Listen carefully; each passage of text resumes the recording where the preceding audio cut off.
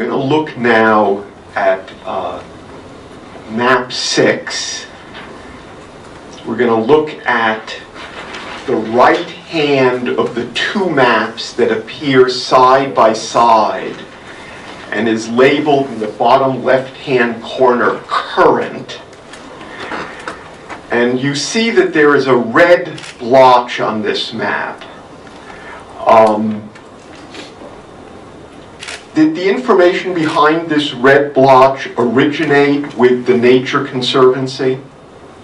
It did. Is the information conveyed by this red blotch publicly available on the TNC portal? It is not part of the TNC portal. There is a link from the portal to this story map. Is the information conveyed by this red blotch been peer reviewed? It is not. Is the information conveyed by this red blotch been ground truthed by TNC? It has not been ground truthed. Is that why the information conveyed by this red blotch is not publicly available on TNC's portal? That's correct. Do you have an understanding as to how Invenergy's consultant, ESS, obtained this information from TNC? I do. How was that? They reached out to some of our regional scientists in Boston. Was ESS truthful and honest with TNC in explaining what they were going to do with this information? Objection. Hearsay. We have the email chain here between Invenergy's consultant, ESS, and the Nature Conservancy. Mr. Cummings has the email chain in front of him on the witness stand. I have copies available in case Invenergy wants to have it introduced into evidence. What the email chain will show is that Invenergy's... Can I object to this? I'd like to see the document. I am aware of the document. I know what it is. I still contend it's hearsay. I also object to Mr. Elmer's characterization in his question as to whether or not ESS was truthful. I'll be happy to lay sufficient foundational questions about how this expert does his work at TNC, how he ordinarily comes by the information that he uses in his work, and that'll be ample foundation for the introduction of this.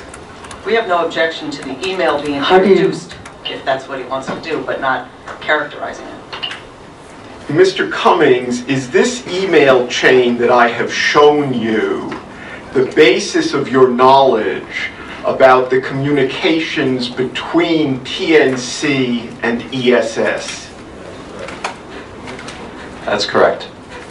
And in your work for the Nature Conservancy, do you, in the usual course of business, consult with colleagues including Melissa Clark for information on TNC's work? That's correct. And did you have conversations about this email chain with Melissa Clark and other colleagues at TNC? That's correct. And when ESS contacted TNC, did ESS tell TNC that it was interested in, quote, screening a potential property for preservation? That's correct. Now, when TNC provided to ESS the data that appears here as the red blob, did TNC specifically tell ESS that this was done as, quote, a quick and dirty analysis?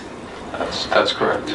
Did TNC specifically tell ESS that the information in this red blob had not been peer reviewed? That's correct.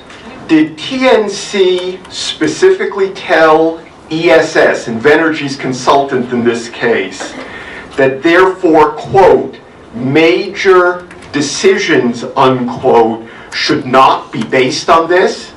That's correct. If ESS had honestly told TNC why it was requesting this information, would TNC have provided it? Objection.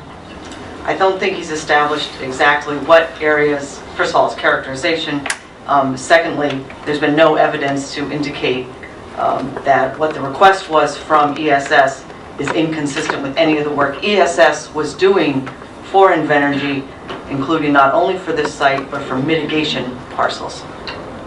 My question stands. Allow. The answer to that is I think we would have provided it, but with a lot more caveats. And we are a organization that freely shares our information. We're not in the games of hiding information, but it's very important to also put the parameters for which the information is meant to be used. Do you have an understanding about what the data behind this red blotch is meant to represent? It's meant to represent areas where connectivity has a pinch point. And the name of the story map is strategies and opportunities to conserve resilient lands. And so essentially what was done was looking for state and federal roads in areas where there are pinch points.